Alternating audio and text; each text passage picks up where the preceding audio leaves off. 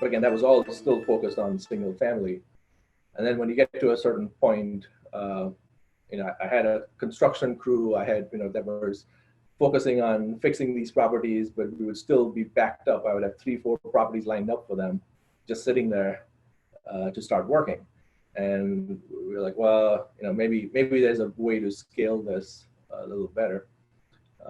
And that's when I started to look into it in more detail, came across the multifamily, which to me initially, I thought multifamily means there's some huge corporation that owns this apartment complex, right? I never thought that individuals like the common person could be an owner in an apartment complex. But when I started to dig into it, you start realizing, no, many of the apartment complexes are actually owned by individuals or small groups.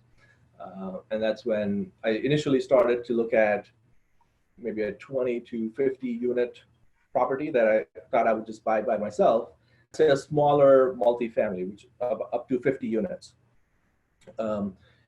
And when you run the numbers, you realize that it's very hard to have a dedicated sales team on that property and dedicated maintenance for a property that size, because there isn't enough income coming in to justify the payroll for that team.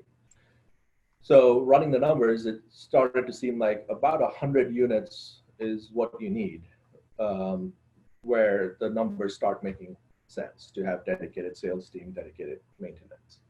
So we started to focus on that property type, and that's when I met Ed. He was also interested in that type of property.